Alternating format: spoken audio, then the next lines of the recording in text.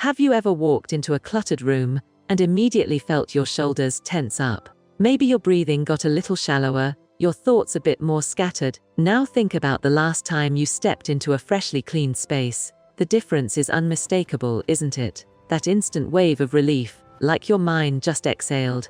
But here's the fascinating part: this isn't just in your head. Scientists have actually discovered that the state of your physical environment directly rewires your brain's stress response. In fact, researchers at Princeton University found that clutter literally competes for your attention, making it harder for your brain to process information and increasing cortisol levels throughout the day. So if you've been wondering why you can't seem to relax even when you're home, the answer might be hiding in plain sight, right there on your kitchen counter or bedroom floor. Today, we're diving deep into the neuroscience and psychology behind why clean homes feel so much calmer, and more importantly, how you can use this knowledge to transform your mental health starting today. Let's start with what's actually happening in your brain when you're surrounded by mess. The Princeton Neuroscience Institute conducted groundbreaking research using MRI technology to observe brain activity in cluttered versus organized environments. What they discovered was remarkable. When people were in cluttered spaces,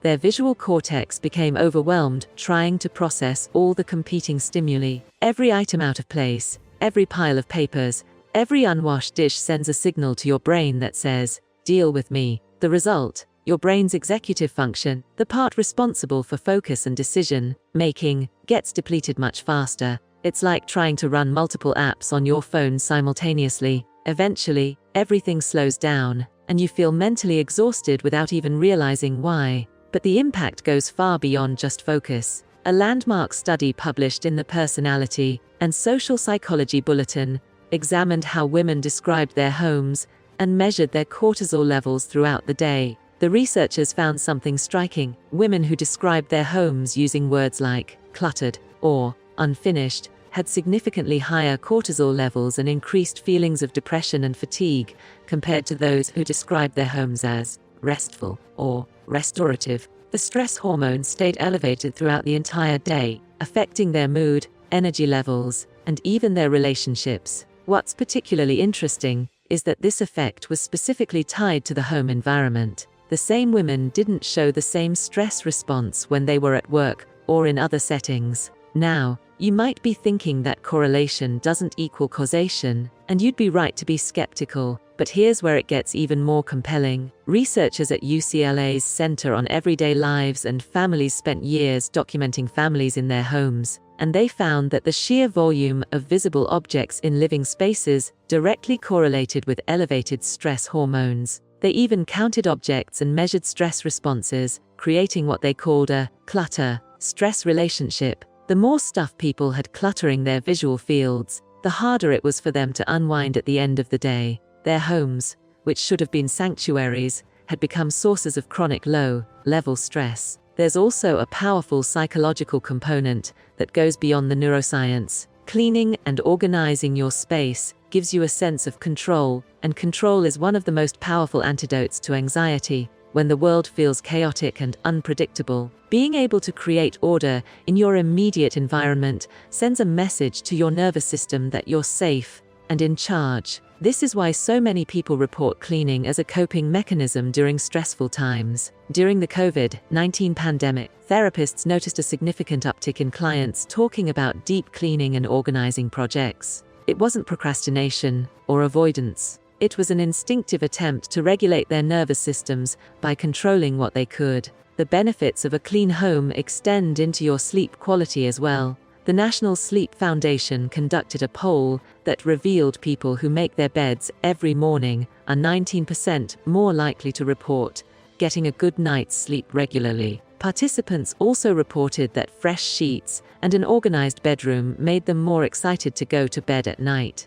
This makes perfect sense. When you understand that your bedroom environment directly influences your brain's ability to transition into sleep mode, visual clutter keeps your mind active and alert, exactly the opposite of what you need when you're trying to wind down. A clean, organized bedroom tells your brain it's safe to let go and rest. Let's talk about the practical implications of all this research. You don't need to maintain a minimalist showroom or spend hours every day cleaning to get these benefits. Studies show that even small improvements in organization can have measurable effects on stress levels. Researchers from the Indiana University School of Public Health found that people with cleaner homes were healthier and more active than those with messy homes, independent of other factors like neighborhood walkability. The simple act of maintaining a cleaner space was associated with better physical health outcomes. One fascinating aspect that doesn't get talked about enough is the relationship between cleaning and mindfulness. When you're wiping down counters, folding laundry, or organizing a drawer, you're engaging in what psychologists call a low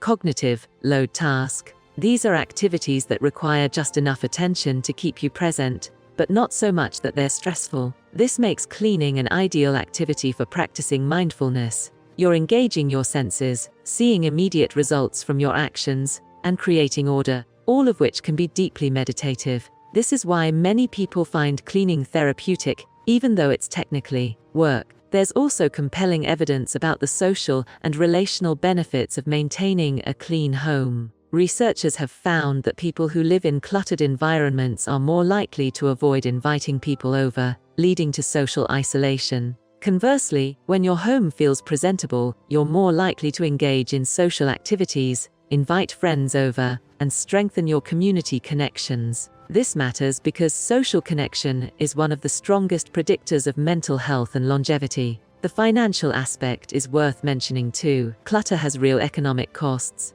A study by the National Association of Professional Organizers found that the average person spends 1 year of their life looking for lost items. That's time you could be spending on things you actually enjoy. Additionally, cluttered homes make it harder to keep track of what you own, leading to unnecessary duplicate purchases and wasted money. So what does all this mean for you? It means that cleaning your home isn't just about aesthetics or impressing guests. It's a powerful tool for mental health management that's backed by decades of research. Every time you clear a surface, organize a space, or simply put things back where they belong, you're doing something tangible to reduce your stress levels and improve your quality of life. You're giving your brain permission to relax, your nervous system a signal of safety, and yourself the gift of peace. If you found this video valuable and want to learn more about science-backed ways to improve your mental health and well-being, make sure to subscribe to this channel and hit that notification bell so you never miss our content. Drop a like if this gave you that motivation to tackle that one corner of your home you've been avoiding, and leave a comment telling us about your experience with cleaning and stress. Does a clean space make you feel calmer? We'd love to hear your story. Remember, small changes in your environment can create massive shifts in your mental state. You've got this, and we'll see you in the next video.